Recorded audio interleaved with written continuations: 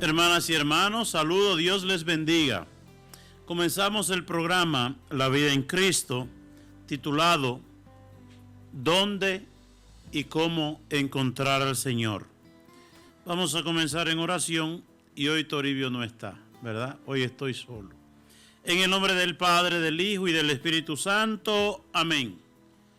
Ven, Espíritu Santo, llena los corazones de tus fieles. Enciende en ellos el fuego sagrado de tu amor. Envía tu Espíritu y todo será creado y renovará la faz de la tierra. Oh Dios, que iluminaste los corazones de tus fieles con la luz del Espíritu Santo, haz que, guiado por ese mismo Espíritu, saboreemos la dulzura del bien y gocemos siempre de su divino consuelo. Por Cristo nuestro Señor. Amén. Hermanas y hermanos, Dios les bendiga y saludos. Comenzamos el programa La Vida en Cristo. ¿Cómo encontrar al Señor? Dice el Señor, busquen al Señor y vivirá su corazón. Es decir, la vida depende de Dios, por eso hay que buscar al Señor.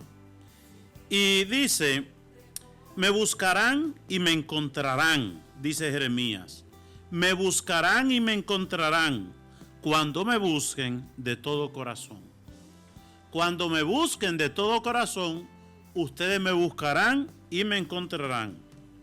Y el libro de Lamentaciones, en el capítulo 3, versículo 25, dice, bueno es el Señor con quienes en Él confía. El Señor es bueno con quienes en Él confían, con todos los que lo buscan.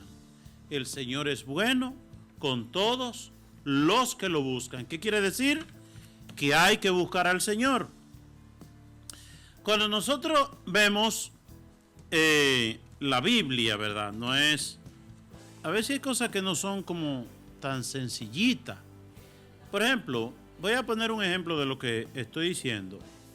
Hay gente que dice, no, yo no tengo que ir a la iglesia porque yo le hago un bien a un pobre cuando puedo.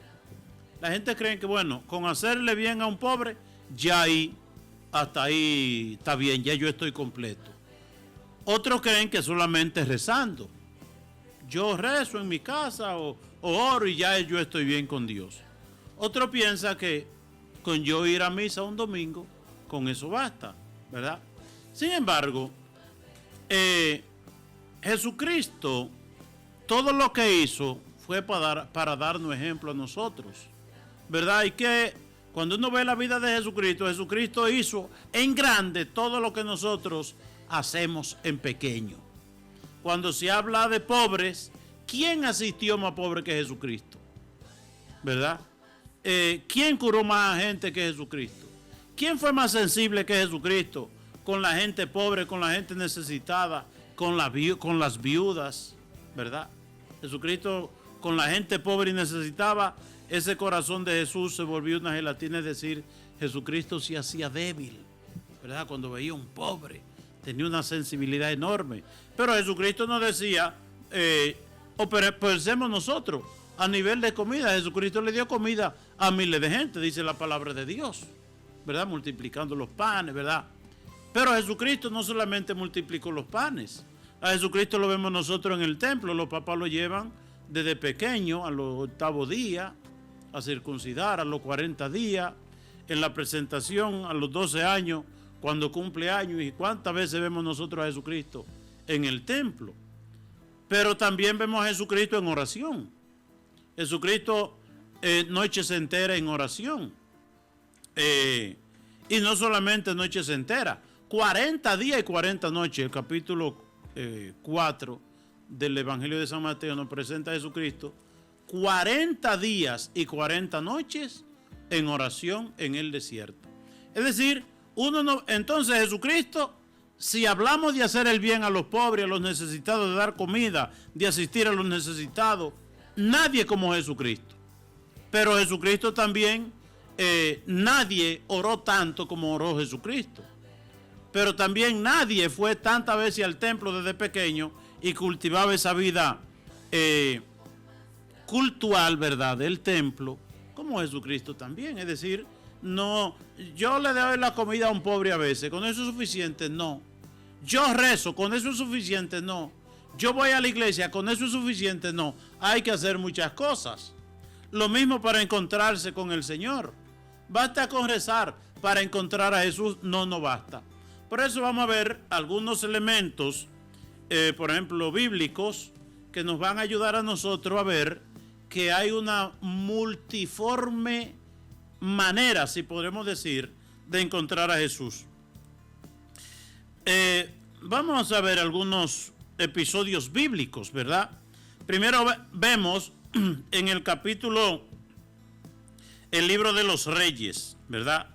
El primer libro de los Reyes, en el capítulo 18, en el versículo 11 y siguiente, ¿verdad? Vamos a ver aquí lo encontramos, capítulo 18, de el primer libro de los Reyes. Me fui al segundo y es el primer libro de los Reyes, en el capítulo 18, versículo 11. Primer libro de los Reyes, capítulo 18, versículo 11. Por ejemplo, aquí el Señor le dice a Elías, el Señor le dijo a Elías: sal y quédate de pie en la montaña delante del Señor. Y en ese momento el Señor pasa, ponte de pie junto a la montaña, que Dios, el Señor, va a pasar por ahí. Entonces, como Dios es tan grande, ¿verdad? Como Dios es tan grande, nosotros queremos buscar a Dios, pero Dios es tan grande. Y si Dios es grande, hay que buscarlo en las cosas grandes. Esa es la mentalidad humana. Entonces, yo voy a pasar, y en ese momento sopló un viento huracanado que partía las montañas y requebrajaba hasta las rocas. Imagínense, eso era un terremoto, un huracán y su mamá. Imagínense, un huracán, un brisero que era tan grande que partía las montañas y resquebrajaba hasta las piedras. Hasta la piedra rompía, ¿verdad? Ese huracán. ¿Y qué dijo Elías? Bueno, como Dios es tan grande, debe estar aquí, en esto tan grande, ¿verdad? Pero resulta que en eso tan grandioso, ahí no estaba Dios. Después vino un terremoto terrible. Como Dios es tan grande, ya que no estuvo en ese brisero que hasta la montaña la rompía y la piedra también, bueno, estará en ese terremoto, un terremoto terrible que da miedo. Bueno, ahí está Dios. No, tampoco Dios no estaba ahí. Pero después vino un fuego enorme, un fuego que lo quemaba todo. Ahí está Dios, pensó Elías. Y en ese fuego tampoco estaba Dios. Y nos dice a nosotros primeramente una cosa: Dios no está en la destrucción. Dios no está en aquello que hace daño. Dios no está en aquello que destruye, ¿verdad? No, Dios no está ahí. Dios no está en la violencia. En la violencia Dios no está.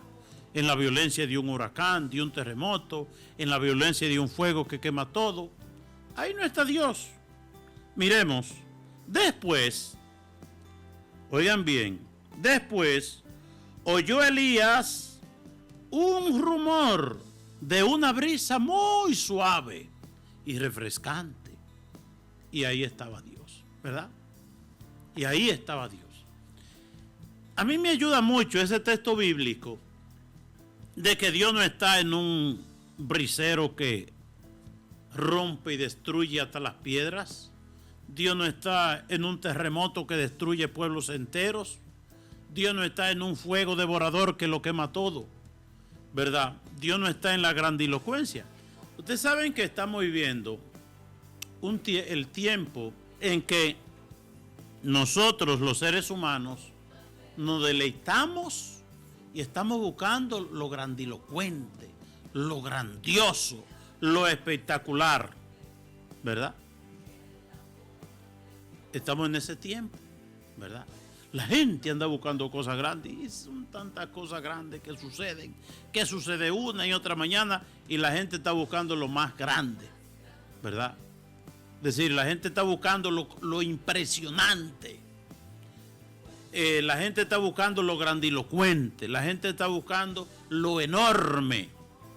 La gente no quiere cosas pequeñas, la gente no quiere cosas que pasan desapercibidas, la gente no quiere cosas que sean bajo perfil, ¿verdad? No. Queremos lo grandioso, ¿verdad? Aquello, lo impresionante. Y hasta los noticieros saben eso y se aprovechan de nosotros. Y por eso a veces uno ve titulares de cosas que usted dice, pero es que el mundo se está acabando, es que esto ya llegó a su fin porque viene una cosa tan grande que todo se destruye. Y la gente cuando ve sus titulares, de una vez a comprar periódico o abrir el link y a ver qué es lo que pasa, porque nos gusta lo grande, ¿verdad? Estamos en la época de esos programas, Primer Impacto, ocurrió así, al rojo vivo, que te presentan que cuántas cosas grandes, que cuántas cosas terribles, y la gente le gusta esas cosas, ¿verdad? La gente le gusta esas cosas. Incluso el director de un periódico, ¿verdad? Una vez como que él no se estaban vendiendo los periódicos y andaba en la calle con un equipo, quiero sangre, ¿verdad? Que haya una cosa terrible donde haya muchos muertos, ¿verdad? Para poner eso en primera plana y la gente inmediatamente, ¿verdad? La gente va a comprar eso. De una vez la gente, ¿verdad? Es decir, es el morbo que la gente busca, incluso hasta en la búsqueda se ha metido en la iglesia, fulano de tal, y qué yo qué cosa. Y yo me acuerdo, ¿verdad?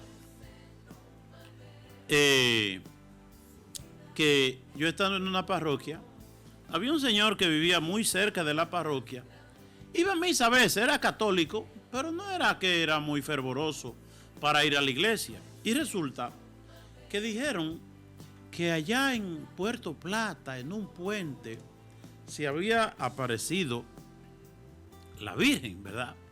Y entonces inmediatamente se corrió la voz que allá en un puente, allá se apareció la imagen de una virgen y yo qué cosa. Bueno, pues este hombre, de lo primero que se encantó para ir a ver ese espectáculo, para ir a ver ese milagro, para ir a ver eso tan, ¿verdad? Que dejaba boquiabierta a cualquiera. Y yo recuerdo cuando el bus llegó, que yo estaba ahí cerca y él se me acercó y me dijo, padre, yo sí soy tonto. Mire, la iglesia como me queda de cerca y yo tampoco que voy. Y cojo yo para Puerto Plata a ver nada, ¿verdad? Dije, yo no vi nada. Dijo él, ¿verdad? Mucha gente dice que veían la imagen de ellos, cosas. Bueno, hasta el punto que mucha gente han visto la imagen, ¿verdad? Una mujer que estaba un huevo frito y en el huevo frito ahí se pintó la imagen de la Virgen María. Dios es todopoderoso y todo lo puede. Y a veces provoca grandes episodios, grandes elementos, ¿verdad? Provoca grandes milagros, ¿verdad? Para que la gente descreída pues vuelvan a Dios. Pero a veces nosotros nos pasamos, ¿verdad? Y empezamos a ver cosas. Y yo le voy a decir una cosa, dice la Biblia, dichoso aquel que cree sin haber visto. Dichoso aquel que cree sin haber visto, ¿verdad? Estamos en el tiempo del sensacionalismo, porque nos mueve las cosas sensacionales, ¿verdad? ¡Ay, qué cosa!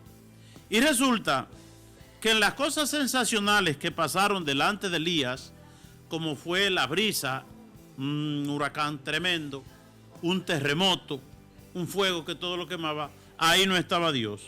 Después vino un susurro muy suavecito, ¿verdad? Una brisa suave, refrescante y ligera, y ahí estaba el Señor, ahí estaba Dios. Eso no quiere decir a nosotros que hay que tener un corazón sensible. Un corazón, hay que tener sensibilidad para poder ver a Dios. Porque pasa y Dios se hace presente en las cosas imperceptibles de la vida.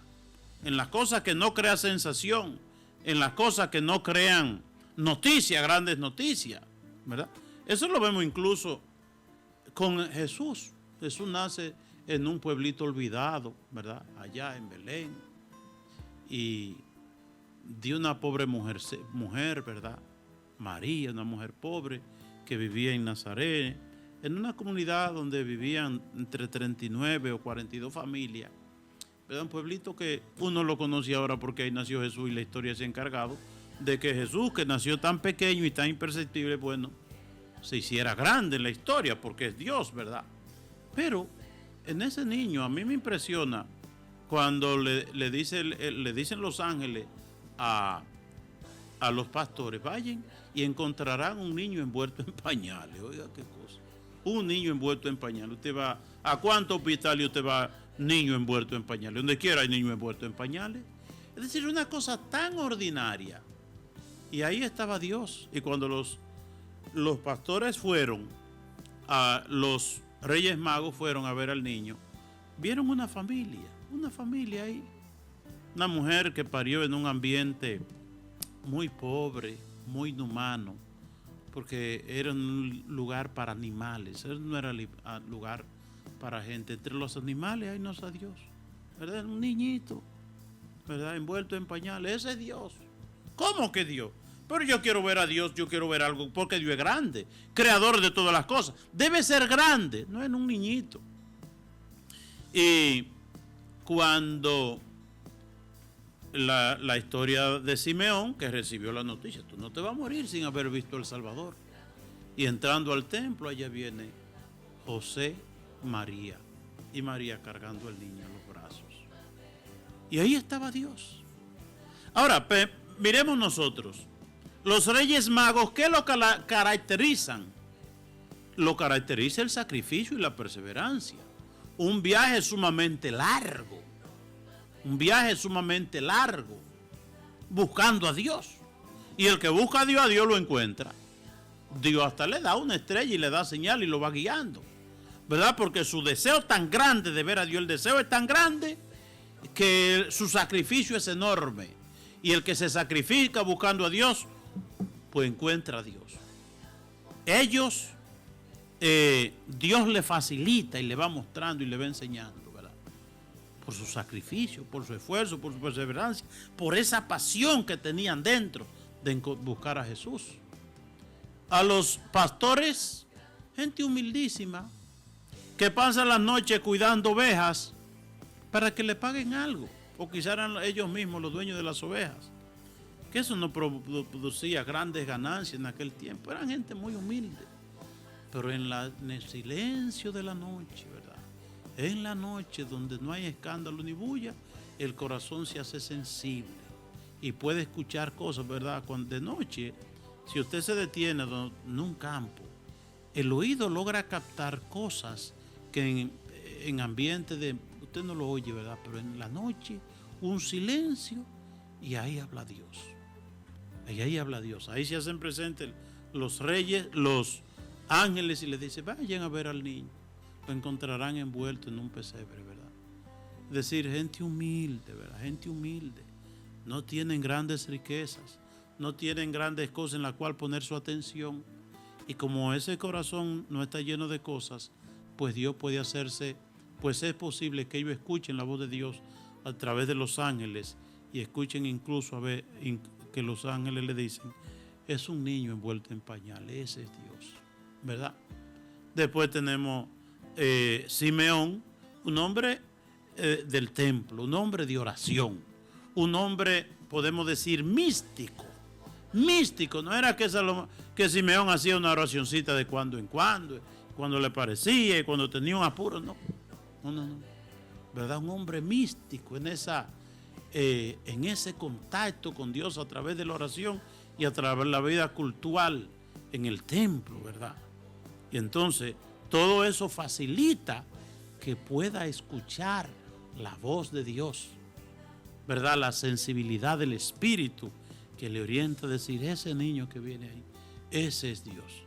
Y vemos nosotros Ana también, la profetisa, que Ana dice que tenía 84 años y siendo joven se casó, duró unos cuantos añitos, 7 años, ¿cuánto que dice?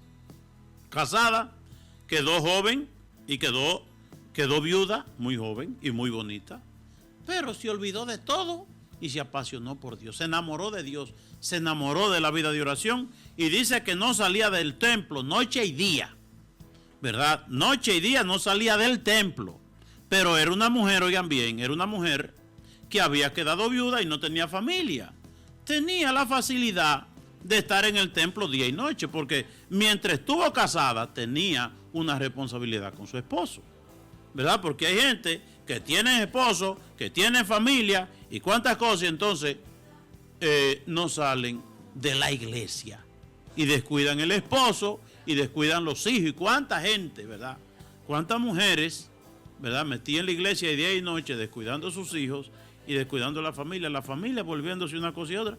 Ay, mirando para arriba, es que estoy enamorado de Jesús. Ellos qué cosa. Usted debió pensar eso antes de tener hijos y de casarse. Porque lo que usted tiene en su casa, usted tiene que hacer de su casa una iglesia donde se roce, donde se rece, donde se alabe y se glorifique a Dios. Entonces usted no puede descuidar la familia. No, eso es una responsabilidad sagrada. La familia es algo sagrado. A propósito que me dice una señora a mí, ay padre, yo fui a un grupo y me dijeron los dirigentes que tenía que responsabilizarme con ese grupo y que debía olvidarme de los hijos y olvidarme del esposo, que esos son pretextos para no seguir a Dios. Digo yo, no, es una responsabilidad. La familia, ¿verdad? No es que usted, desde ir a la iglesia, usted busca tiempo para ir a la iglesia, ir a hacer rosario, ir al grupo, ir a la misa, todo ese modo de cosas, pero una responsabilidad del hogar, una responsabilidad del matrimonio. Esa es una responsabilidad que tú pones en tus manos y tú no puedes, tienes que tener juicio para no descuidar la familia, metiéndote en la iglesia noche y día como si fuera monja, ¿verdad? Pues Ana, la profetisa, se metió en la iglesia, en el templo, noche y día, después que quedó viuda, ¿verdad? Yo me imagino que cuando estaba casada iba al templo y rezaba, le dedicaba tiempo a Dios, pero hacía un balance, la familia y la iglesia, ¿verdad? Pero quedó viuda joven, como no tenía ya responsabilidades matrimoniales y quedó sin hijos, pues se dedicó a Dios, noche y día en el templo. Y entonces en la oración, el corazón se hace sensible para escuchar la voz de Dios y para interpretar los signos de Dios. Y por eso Ana, la profetisa, que ve al niño, ay, ese es Dios. Y entonces empezó a hablarle a todo el mundo, de una evangelizadora, ¿verdad? Una cosa impresionante. Entonces, quería meditar ese elemento. Y estamos viendo que el profeta Elías, ¿verdad? Dios se le va a aparecer y él cree que Dios va a aparecer en cosas muy grandes y Dios aparece en algo muy, muy sencillo, muy sensible, algo que muy bajo perfil, algo que no se nota tanto, una brisita suave. Ahí estaba Dios. Hay que afinar el oído, ¿verdad? Hay que afinar el oído. Después, a mí me gusta mucho el joven rico. El joven rico tenía dinero, pero sabía que ese dinero no alimentaba su alma. Sintió la necesidad de salvación, ¿verdad? Tengo un alma, un día me voy a morir. Todas estas cosas materiales que tengo se van a volver nada y tengo que salvarme. Y cogió pon de Jesús. Y le preguntó a Jesús, ¿qué debo hacer para heredar la vida eterna? Preguntar. Aquí lo interesante es, en la búsqueda de Dios hay que preguntar. Hay que preguntar. Hay que preguntar. Y preguntamos a Dios a través de la oración. Preguntamos a la iglesia también. Preguntamos en la iglesia. Oímos la voz de la iglesia en las misas, en las homilías, ¿verdad? En la liturgia. Escuchamos, ¿verdad? ¿Qué nos dice Dios? Hay que preguntar. Le preguntamos a la Biblia, a la palabra de Dios. Hay que preguntar. Uno no puede decir, ¿verdad? Yo me la sé toda, ya yo me la sé. Porque dice, no es la palabra de Dios. El que cree que sabe, no sabe nada. El que cree que sabe, no sabe nada. Y entonces, hermanas y hermanos, ¿qué sucede? Que el joven rico pregunta. En la búsqueda de Dios hay que preguntar. Y cuando uno lee, por ejemplo, o escucha, muy interesante, la vida de San Antonio Abad. San Antonio Abad, oigan, el padre de las comunidades monásticas de Oriente. Él era de Egipto y se fue al desierto. Pero donde él veía un ermitaño, un anacorete, es decir, gente que se retiraban a buscar a Dios, donde él oía que alguien estaba predicando, un santo este hombre, San Antonio, pero tenía una humildad que se iba ahí para allá. Dice, como la abeja busca el néctar de la flor para hacer la miel, así él buscaba, ¿verdad? Cualquier persona que él se enteraba, que predicaba, que tenía buen testimonio, que tenía esa búsqueda de Dios. Él se iba como a alimentarse, se alimentaba, ¿verdad? No era San Antonio un hombre orgulloso. No, ya yo sé cómo son las cosas. Ya yo he aprendido mucho. Ya Dios me ha... No, ¿verdad? Se iba a aprender de esa persona, ¿verdad? Que él oía, que él podía aprender de ellos. Pero oigan bien este ejemplo también, a propósito de preguntar. Cuando uno ve la vida de San Pablo, que era orgullosito, humanamente hablando, San Pablo era orgullosito, y uno lee los textos de San Pablo era fuerte San Pablo. Pero San Pablo, sabemos nosotros cómo conoció a Jesús. ¿Cómo conoció San Pablo a Jesús? Jesús en persona se le presentó, ¿verdad? Se le presentó una voz, ¿verdad? Que le dijo, Saulo, Saulo, ¿por qué me persigue? Y San Pablo le dice, ¿y quién eres tú, Señor? Yo soy Jesús a quien tú persigues. Es decir, porque ¿a quién perseguía San Pablo? A la iglesia, a los cristianos. Y Jesús se sentía perseguido en los cristianos y en la iglesia. Por eso cuando tú le haces daño a un cristiano, tú le haces daño a la iglesia, le está haciendo daño al mismo Jesús. Entonces, pero San Pablo aún se encontró con Jesucristo cara a cara, y Jesucristo es quien lo instruye, podemos decir. Pero San Pablo dice, habla de 2 viajes, que fue a ver a Pedro y a los apóstoles. Y le dice, dice yo, San Pablo, él hablando con Pedro y los apóstoles, miren, lo que yo predico a la gente, lo que yo le enseño es esto, esto y esto. Y yo se lo digo a ustedes para que ustedes me corrijan. Cuidado si yo estoy predicando lo que no es, ¿verdad? Cuidado si yo estoy regando fuera del tiesto, dice la palabra de Dios. Es decir, San Pablo, aún siendo el gran San Pablo, se fue donde Pedro, se fue donde los apóstoles a enseñarle y a decirle lo que él predicaba, y decía, sí, hay que corregirme. Si yo estoy predicando algo que ustedes crean que no es correcto, pues ustedes me corrijan. Eso a mí me impresiona también. Me impresiona a veces uno como sacerdote. No, es que yo tengo tantos años de sacerdote, es que a mí me quieren tanto, es que yo qué cosa, ¿verdad? Y San Pablo se fue donde los apóstoles a exponerle lo que él predicaba para ver si había que corregirlo. Él como que se somete a eso. Y esa actitud a mí me impresiona. Otro elemento para buscar a Dios es la perseverancia. La perseverancia, el esfuerzo, el sacrificio. Eso lo vemos nosotros en el capítulo 3 del Evangelio de San Lucas, capítulo 19, del 1 al 10. Vamos a buscarlo para que sepan ustedes lo que yo quiero decirle a ustedes. El Evangelio de Lucas, en el capítulo 19, dice, oigan lo que dice, Jesús entró en Jericó y atravesaba la ciudad. Allí vivía un hombre muy rico llamado Zaqueo, que era jefe de los publicanos. Él quería ver quién era Jesús. ¿verdad? El deseo del corazón. Pero no basta con el deseo del corazón. Ay, yo quiero ver a Jesús. Ay, yo quiero salvarme. No basta con que uno quiera, ¿verdad? Zaqueo nos enseña algunos elementos. Entonces, él quería ver a Jesús, pero no podía a causa de la multitud, que la multitud rodeaba a Jesús. Una multitud rodeaba a Jesús. Él quería verlo, no podía. Y además era bajo de estatura. Quiere decir que siempre nosotros seremos pequeños frente a Dios. Frente a Dios, todos somos como Zaqueo pequeño. Y la multitud que no le permitía ver a Jesús significa también que para ver a Jesús hay que sacrificarse. No es fácil ver a Jesús. No es que yo ahí en mi casa, sin hacer nada, deseando ver a Jesús. El deseo no basta. Hay que ponerse en camino. Se puso en camino, era bajo de estatura, había una multitud, tampoco lo pudo ver. ¿Y qué dijo? Me devuelvo porque soy pequeño y hay mucha gente ahí. No.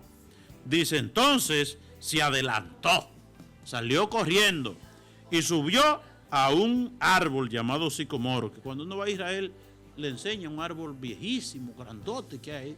Ese fue en el árbol que se subió Zaqueo, le dicen a uno. Yo no sé si es verdad. Bueno, entonces salió corriendo, sabiendo que Jesús iba a pasar por ahí, por ese camino, y se subió a un árbol, porque quería ver a Jesús. Entonces quiere decir que para ver a Jesús hay que encaramarse, hay que subirse, es decir, hay que dejarlo terreno. Las cosas de Dios son sublimes, son grandes, y por eso hay que dejarlo terreno, lo material, las cosas materiales y mundanas. Entonces subirse, hay que subirse a un nivel espiritual, la oración, la vida de fe.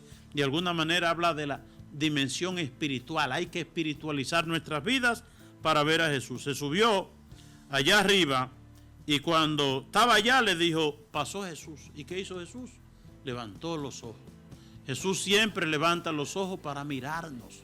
Jesús quiere mirarte a la cara, ¿verdad?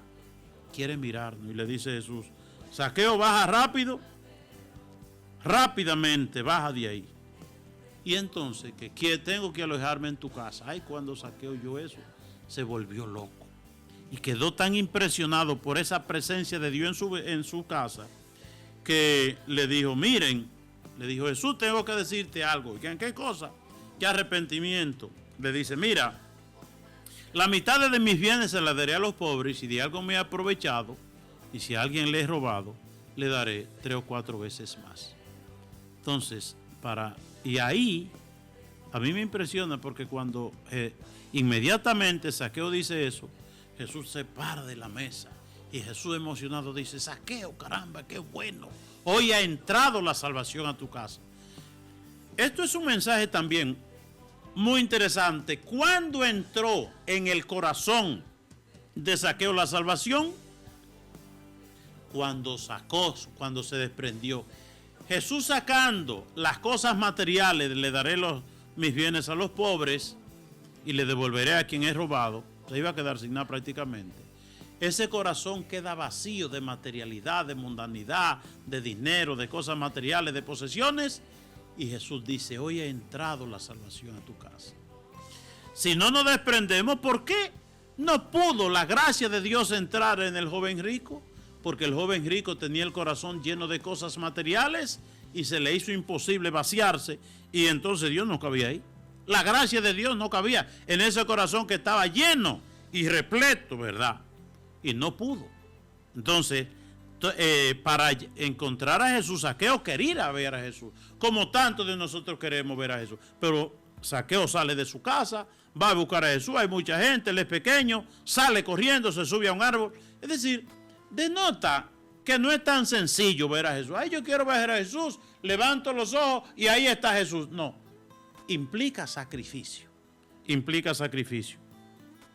Ahora, vamos a ver también otro elemento que nos ayuda a nosotros a ver a Jesús. Y es el capítulo 25 de San Mateo en el juicio final.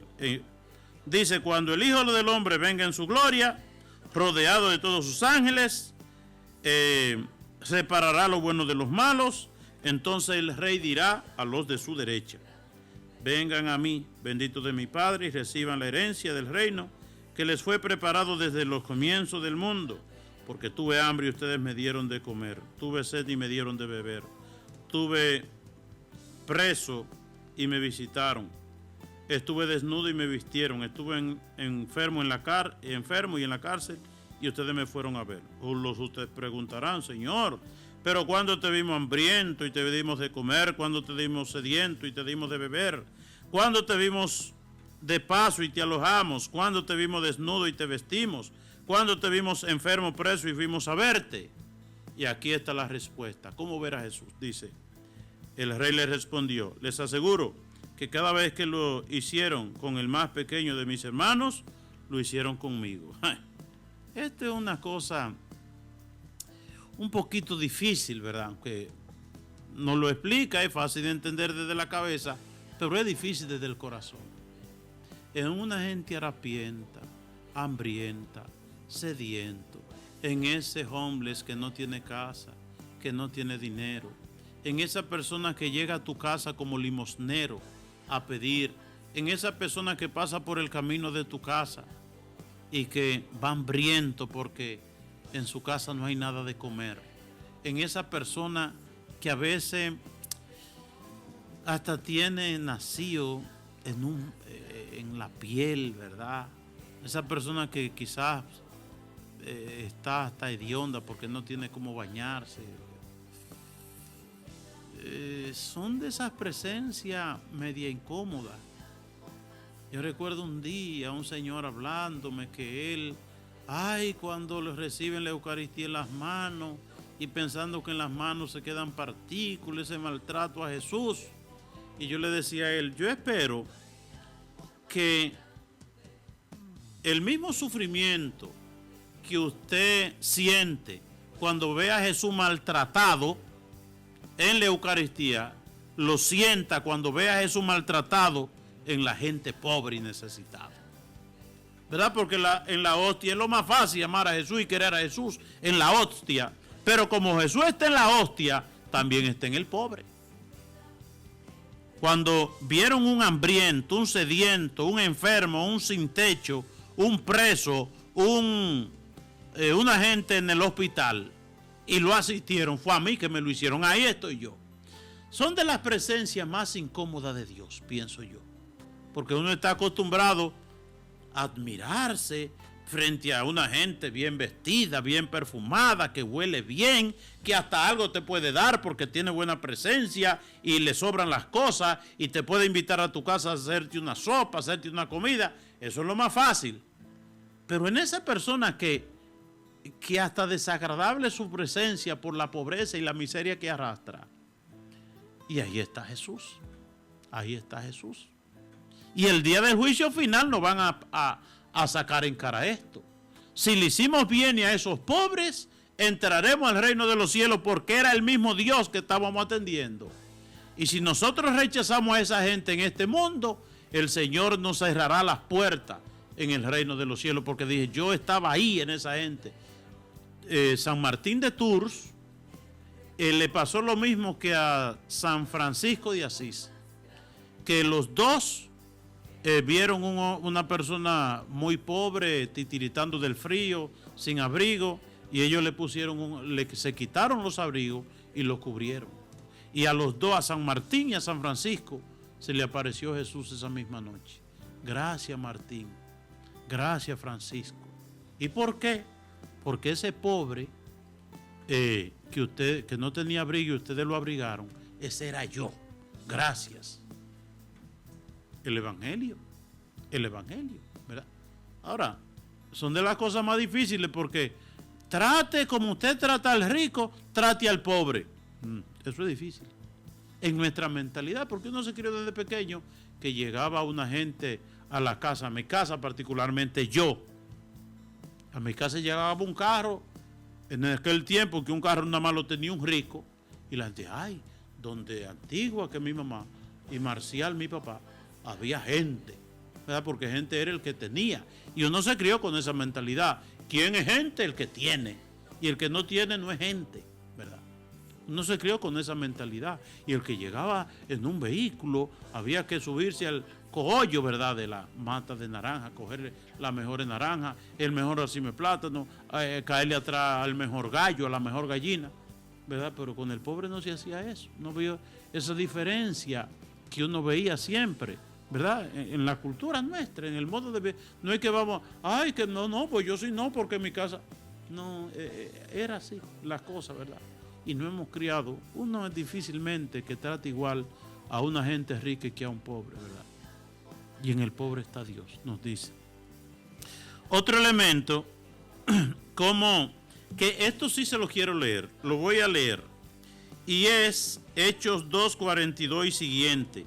Cómo la comunidad cristiana, como la primera comunidad cristiana se encontraba con el Señor, ¿verdad? Después que Jesús murió, la primera comunidad cristiana se encontraba con Jesús. Y la pregunta es, ¿y cómo se encontraba con Jesús? Bueno, vamos a leerlo en Hechos 2:42 y siguiente. Oigan lo que dice. Dice así: todos se reunían asiduamente, es decir, la comunidad cristiana. Se reunía asiduamente para escuchar las enseñanzas de los apóstoles. ¿Cómo la primera comunidad cristiana se encontraba con Jesús? Se encontraba en la enseñanza de los apóstoles, en la palabra de Dios. Y dice, para la vida en común. Oigan bien. Se reunían la comunidad cristiana para escuchar la palabra. Segundo, para la vida en común, la vida comunitaria. Y tercero, para la fracción del pan, la Eucaristía. 3 elementos de la comunidad cristiana encontrarse con Jesús. Todos los creyentes se mantenían unidos y ponían lo suyo en común. Vendían sus propiedades y sus bienes y distribuían el dinero entre ellos según las necesidades de cada uno. Íntimamente unidos, ¿verdad? En unidad. Frecuentaban a diario el templo. Iban al templo, oigan bien. La primera comunidad cristiana iba al templo. Partían el pan en sus casas y comían todos con alegría y sencillez. Ellos alababan a Dios y eran queridos por todo el pueblo. Y cada día el Señor acrecentaba a la comunidad con aquellos que vivían y que debían salvarse. Miremos nosotros cómo la comunidad cristiana, en comunidad, en común. Otro elemento que vamos a ver es el Evangelio de San Juan, en el capítulo 21 del Evangelio de San Juan. Vamos a ver el Evangelio de San Juan, capítulo 21. Vamos más bien el Evangelio de San Juan en el capítulo,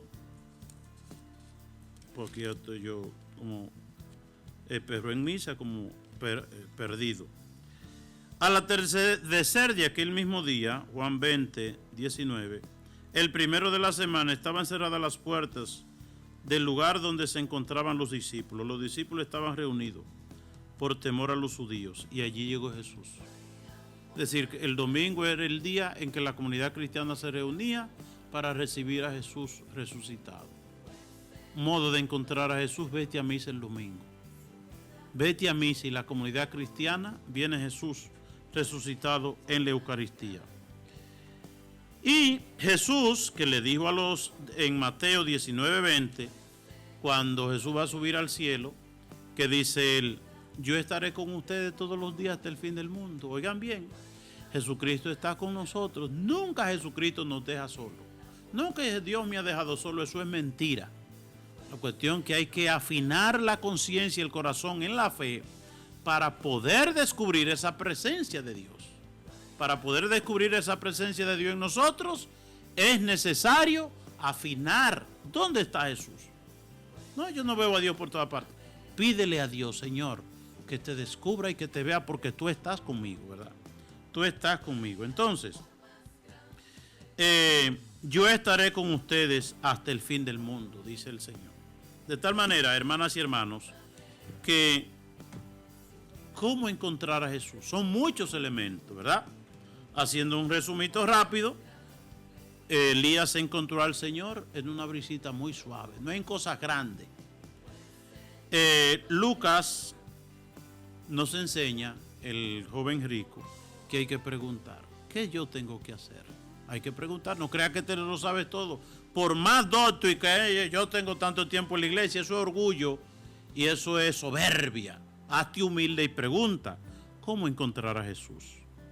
Saqueo nos enseña, hay que ser perseverante, no solamente tener el deseo, sino salir a romper brazos, a sacrificarse para encontrar al Señor. Nos enseña el capítulo 25, 31 de San Mateo, que Jesucristo está en los pobres, lo que le hacemos a los pobres, y es un tema muy debatido a través de los siglos en la iglesia. Los santos, todos nos hablan de eso. Los santos, todos han visto a Jesús en los pobres. La primera comunidad cristiana se reunía, la fracción del pan, la Eucaristía, las oraciones, el compartir, ahí encontraban a Jesús. Mateo 19, 20, Jesucristo nos recuerda, yo estaré con ustedes, yo estoy con ustedes. Jesucristo va caminando con nosotros. Nos recuerda también los discípulos de Maús, ¿verdad? Los discípulos de Maús, en la tristeza no se encuentra Jesús. Iban muy tristes, iban llorosos, va Jesús con ellos y ellos no lo sabían. A veces los afanes, la tristeza y tantas cosas nos impiden ver que Jesús camina con nosotros. Pero ellos pudieron descubrir a Jesús en la fracción del pan, al partir del pan. En la Eucaristía, presencia muy especial de Jesús, ¿verdad? De tal manera, hermanas y hermanos, que la comunidad cristiana, los discípulos, después de que Jesús resucitó, ellos se reunían los domingos, ¿verdad? El domingo era el día del encuentro de Jesús con los discípulos. Incluso lo atestigua esa actitud de Tomás, que no estaba ese domingo. Y entonces cuando vienen y le cuentan, ay, que aquí estaba Jesús, y si tú quieres encontrarte con él, ven para aquel domingo. Y tuvo que venir el domingo para ver que era verdad, que Jesús viene, ¿verdad? Si tú no ves el domingo a la iglesia, tú no lo vas a ver.